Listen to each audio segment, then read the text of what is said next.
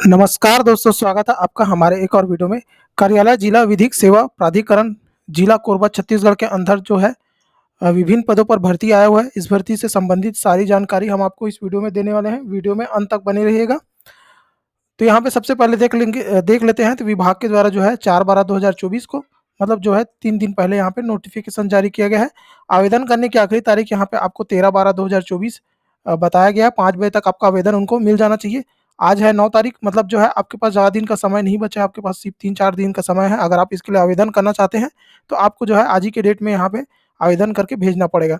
अब यहाँ पे देखेंगे तो बोला जा रहा है कि जिला विधिक सेवा प्राधिकरण कोरबा, जिला कोरबा छत्तीसगढ़ के अंतर्गत कार्यालय सहायक, क्लर्क एवं कार्यालय भृत्य, मुंशी, अटेंडेंट कर्मचारी के नियुक्त रिक्त पदों पर संविदात्मक भर्ती हेतु अर्हता प्राप्त भारतीय नागरिक को अभ्यर्थी से निर्धारित प्रारूप में आवेदन आमंत्रित किए गए हैं।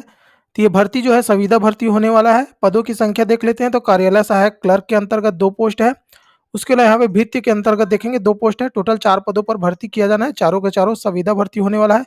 उसके अलावा यहाँ पे दिया गया है कि 1 वर्ष के लिए आपका जो भर्ती होने वाला है, और उसके बाद बोला गया है नियुक्ति किए गए स्टाफ की उपस्थिति कार्यप्रणाली संतोषप्रद, व्यवहारिक एवं व्यवस्थित होने तथा अ, नालसा एवं निर्देशानुसार कार्यकाल आगे बढ़ाया जा सकता है। तो यहाँ पे देखेंगे अगर आपका कार्य व्यवहार अच्छा रहता है तो आपका कार्य आगे बढ़ाया जा सकता है। उसके अलावा यहाँ पे अन्य जानकारी दी गई है, जैसे कि पात्रता एवं शर्तें। तो यहाँ पे सैलरी की जानकारी दी गई है। कार्यालय सहायक क्लर्क के लिए जो है 17,000 रुपये आपको प्रति माह दिया जाएगा। उसके अलावा यहाँ पे शैक्षणिक योग्यता बोला गया है कि तो मान्यता प्राप्त विश्वविद्यालय से आपके पास जो है स्नातक मतलब ग्रेजुएशन होना चाहिए। उसके अलावा यहाँ पे बोला गया है बुनियादी वर्ड प्रोसेसिंग कौशल एवं कंप्यूटर संचालित करने की क्षमता एवं डेटा फीड करने की कौशल होना चाहिए। मतलब आपको जो है वर्ड प्रोसेसिंग में कार्य करने की क्षमता मतलब एक्सपीरियंस यहाँ पे होना चाहिए बोल रहे हैं।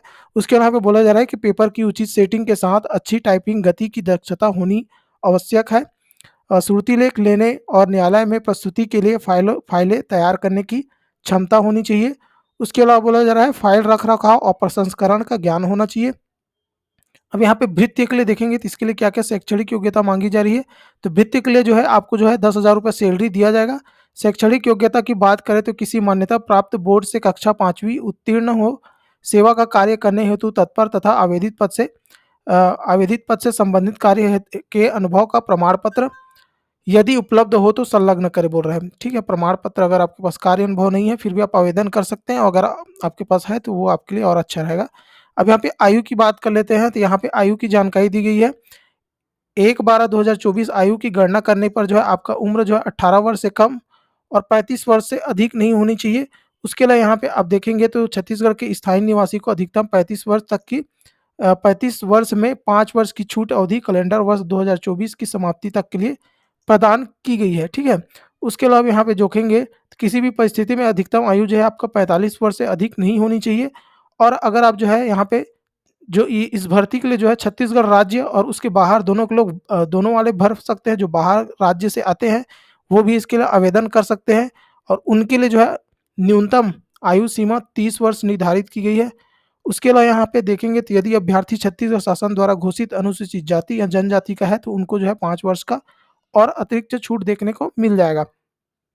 इसी प्रकार से यहाँ पे और जानकारी आप देख सकते हैं, जैसे महिलाओं के लिए शासन में नियमानुसार 10 वर्षों के लिए शिथिली होगा, जो उनके वर्ग से मिलने वाली आयु सीमा में छूट के अतिरिक्त होगी।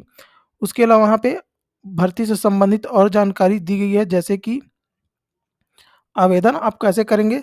तो विज्ञापन के साथ संलग्न प्रारूप आवेदन पत्र पूर्णतः साफ सुथरा भरे हुए बंद लिफाफे में, जिसके ऊपर आवेदित पद का नाम मोटे अक्षर पर उल्लेखित हो, को कार्यालय प्रधान जिला न्यायाधीश अध्यक्ष जिला विधिक सेवा प्राधिकरण कोरबा छत्तीसगढ़ पिन 495677 में दिनांक 13/12/2024 शाम 5 बजे तक जो है कार्यालय में ड्रॉप बॉक्स या रजिस्टर डाक के माध्यम से जमा कर सकते हैं।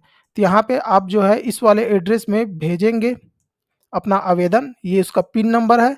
उसके अलावा जो है आप जब भेजेंगे तो आपका जो लिफाफा रहेगा उसके ऊपर जो आवेदित पद का नाम लिखना ज़रूरी है बोला जा रहा है। उसके अलावा आपको जो है वहाँ पे रजिस्टर्ड डाक के माध्यम से आवेदन भेज सकते हैं, या फिर वहाँ पे ड्रॉप बॉक्स में खुद उपस्थित होकर आप जो है अपना आवेदन डाल के आ सकते हैं। उसके बाद यहाँ पे देखेंगे तो यहाँ पे बोला गया आवेदन पत्र की साथ जो है जन्म तिथि के संबंध में प्रमाण पत्र, शैक्षणिक योग्यता प्रमाण पत्र, जाति प्रमाण पत्र, स्थायी निवासी प्रमाण पत्र, रोजगार कार्यालय, जीवित पंजीयन प्रमाण पत्र, ये सारे जो भी यहाँ पे मांगा जा रहा है सारे के सारे दस्तावेज स्वप्रमाणित छाया प्रति संलग्न करना अनिवार्य होगा।